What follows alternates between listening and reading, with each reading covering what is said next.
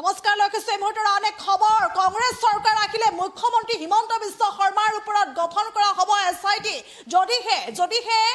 গৌৰৱ গগৈ মুখ্যমন্ত্ৰী হয় তেনেহলে হিমন্ত বিশ্ব শৰ্মাৰ ওপৰত এছআইটি গঠন কৰা হ'ব হিমন্ত বিশ্ব শৰ্মা এতিয়া আত্মবিশ্বাস হেৰুৱাইছে হিমন্ত বিশ্ব শৰ্মাৰ এতিয়া ভৱিষ্যত অন্ধকাৰ আৰু সেইবাবে হিমন্ত বিশ্ব শৰ্মা এতিয়া আবুল তাবুল বকিবলৈ আৰম্ভ কৰিছে আৰু যাৰ বাবে যদিহে কংগ্ৰেছ চৰকাৰ আহে হিমন্ত বিশ্ব শৰ্মাৰ বাবে বা হিমন্ত বিশ্ব শৰ্মাৰ ওপৰত এছআইটি গঠন কৰিব বুলি আক্ৰমণাত্মক হৈ পৰিছে গৌৰৱ গগৈ আজিৰ দিনটো ডাঙৰ মন্তব্য কৰা দেখিবলৈ পোৱা গৈছে হিমন্ত বিশ্ব শৰ্মা অস্থিৰ হৈ পৰিছে হিমন্ত বিশ্ব শৰ্মাৰ ভৱিষ্যত অন্ধকাৰ দেখিছে আৰু যাৰ বাবে আবুল তাবুল বকিবলৈ আৰম্ভ কৰিছে আৰু আজিৰ দিনটোত হিমন্ত বিশ্ব শৰ্মাক মুখ্যমন্ত্ৰী গৰাকীক সমালোচনা কৰিছে অধিক আক্ৰমণাত্মক হৈ পৰিছে গৌৰৱ গগৈ সবিস্তাৰে এই খবৰ আমি গ্ৰাফিক্স সহায়ত লৈ আহিছোঁ আৰু আজিৰ দিনটোত ডাঙৰ মন্তব্য কৰিছে গৌৰৱ গগৈ 100খন আসনত প্ৰতিদ্বন্দ্বিতা কৰিব কংগ্ৰেছে আৰু মুখ্যমন্ত্ৰীক সমবেদনা জ্ঞাপন কৰিছে বুলি কৈছে মুখ্যমন্ত্ৰীৰ চেহেৰা চাই মই সমবেদনা জ্ঞাপন কৰিছোঁ মুখ্যমন্ত্ৰীৰ আগৰ আত্মবিশ্বাস নাই মুখ্যমন্ত্ৰী গৰাকীৰ ভৱিষ্যত অন্ধকাৰ আৰু সেইবাবে মুখ্যমন্ত্ৰী গৰাকীয়ে এতিয়া আবুল তাবুল বকিবলৈ আৰম্ভ কৰিছে মুখ্যমন্ত্ৰী গৰাকীৰ মনটো অস্থিৰ আৰু ৰাইজৰ প্ৰশ্নৰ উত্তৰ মুখ্যমন্ত্ৰী গৰাকীৰ ওচৰত নাই আৰু আমাৰ চৰকাৰ আহিলে আমি এছআইটি গঠন কৰিম আজিৰ দিনটোত ডাঙৰ মন্তব্য কৰিছে গৌৰৱ গগৈ পুনৰলৈ কৈছোঁ গৌৰৱ গগৈ কৈছে যদিহে কংগ্ৰেছ চৰকাৰ আহে তেনেহ'লে হিমন্ত বিশ্ব শৰ্মাৰ ওপৰত এছআইটি গঠন কৰাৰ কথা উল্লেখ কৰিছে পুনৰলৈ কৈছোঁ কংগ্ৰেছ চৰকাৰ আহিলে হিমন্ত বিশ্ব শৰ্মাৰ ওপৰত এছআইটি গঠন কৰা হ'ব তদন্ত কৰিব বুলি আজিৰ দিনটোত গৌৰৱ গগৈ অধিক আক্ৰমণাত্মক হৈ পৰা পৰিলক্ষিত হৈছে আৰু কৈছে মুখ্যমন্ত্ৰী গৰাকীয়ে এতিয়া ভৱিষ্যত অন্ধকাৰ দেখিছে আৰু মুখ্যমন্ত্ৰী গৰাকীৰ মনটো অস্থিৰ আৰু যাৰ বাবে এতিয়া আবুল তাবুল বকিবলৈ আৰম্ভ কৰিছে এই ধৰণে আজিৰ দিনটোত মুখ্যমন্ত্ৰী গৰাকীক তীক্ষ্ণভাৱে সমালোচনা কৰিছে গৌৰৱ গগৈ আৰু লগতে কৈছে যে মুখ্যমন্ত্ৰীৰ চেহেৰা চাই মাত্ৰ সমবেদনা জ্ঞাপন কৰিব বিচাৰিছোঁ মুখ্যমন্ত্ৰীয়ে নিজৰ শক্তি হেৰুৱাই পেলাইছে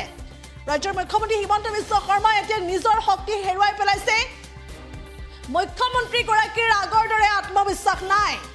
আৰু লগতে তেওঁলোকৰ চৰকাৰ এতিয়া যাবগৈ ৰাইজে চৰকাৰ যেতিয়া যাব ৰাইজে তেতিয়া মুখ্যমন্ত্ৰী গৰাকীক প্ৰশ্ন কৰিব ক'ত বাগান কিনিছে মুখ্যমন্ত্ৰী গৰাকীয়ে ক'ত কোম্পানী আছে ৰাইজে প্ৰশ্ন কৰিব কিন্তু সেই প্ৰশ্নৰ উত্তৰ মুখ্যমন্ত্ৰীৰ ওচৰত নাই বুলি কৈছে গৌৰৱ গগৈ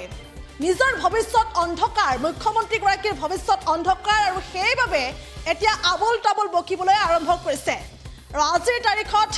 মুখ্যমন্ত্ৰী গৰাকী ভাগি পৰিছে মুখ্যমন্ত্ৰী গৰাকীৰ মনটো সেইবাবে অস্থিৰ হৈ পৰিছে আৰু ৰাইজৰ প্ৰশ্নৰ উত্তৰ নাই মুখ্যমন্ত্ৰীৰ ওচৰত কিয়নো মুখ্যমন্ত্ৰীৰ বা তেওঁলোকৰ চৰকাৰ যাবগৈ আৰু তাৰ পাছত ৰাইজে মুখ্যমন্ত্ৰীক প্ৰশ্ন কৰিব কিন্তু সেই প্ৰশ্নৰ উত্তৰ মুখ্যমন্ত্ৰীৰ ওচৰত নাই গতিকে আমাৰ চৰকাৰ যেতিয়া আহিব আমাৰ চৰকাৰ অৰ্থাৎ কংগ্ৰেছ চৰকাৰ আহিলেই মুখ্যমন্ত্ৰীৰ ওপৰত এছআইটি গঠন কৰিম আৰু তদন্ত কৰিম এই ধৰণে মন্তব্য কৰা দেখিবলৈ পোৱা গৈছে আজিৰ দিনটোত অধিক আক্ৰমণাত্মক হৈ পৰা দেখিবলৈ পোৱা গৈছে আৰু আজিৰ দিনটোত এইদৰে দেখিবলৈ পোৱা গৈছে অধিক আক্ৰমণাত্মক হৈ পৰিছে আৰু মুখ্যমন্ত্ৰীক লৈ এইদৰে ডাঙৰ মন্তব্য কৰিছে গৌৰৱ গগৈ আজি গৌৰৱ গগৈ এইদৰে আছতে যি কংগ্ৰেছ দলৰ 141 সংখ্যক প্ৰতিষ্ঠা দিৱসত উপস্থিত হৈ আজিৰ দিনটোত এইদৰে ডাঙৰ মন্তব্য কৰা দেখিবলৈ পোৱা গৈছে এই মুহূৰ্তত সেই মন্তব্য আছে আগবঢ়াইছোঁ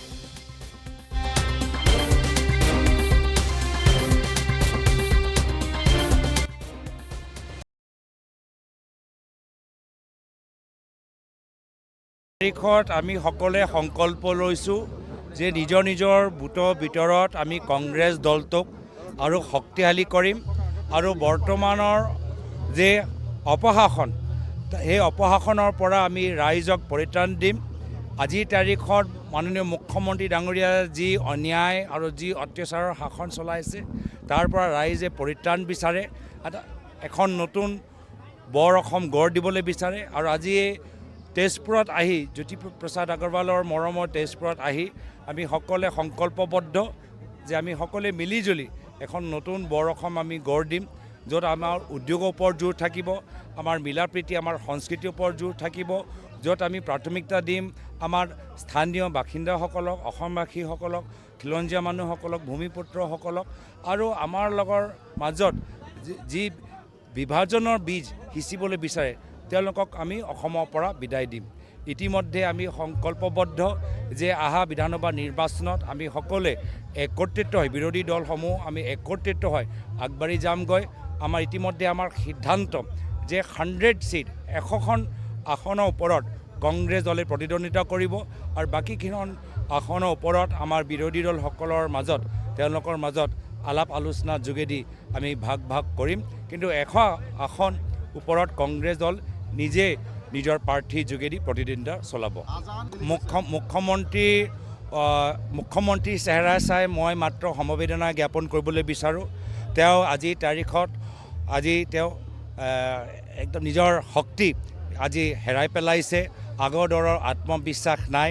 গম পাই যে অলপ দিনৰ পিছত তেওঁলোকৰ চৰকাৰ যাবগৈ, সোমাব লাগিব ৰাইজৰ মাজত। ৰাইজে প্ৰশ্ন কৰিব যে ক'ত বাগান কিনিছে, ৰাইজে প্ৰশ্ন কৰিব যে ক'ত কোম্পানী ল'ৰা নামত খুলিছে। এইবোৰ প্ৰশ্ন উত্তৰ তেওঁলোকৰ ওচৰত নাই। তো নিজৰ ভৱিষ্যত অন্ধকাৰ চাই আজি আবুল তাবুল কথাবোৰ ক'বলৈ আৰম্ভ কৰিছে। মোৰ ফালৰ পৰা মোৰ মাত্ৰ সমবেদনাহে জ্ঞাপন কৰিব পাৰোঁ। তেওঁ আজিৰ তাৰিখত ভাঙি পৰিছে, সেইটো কথাটো নিশ্চিত।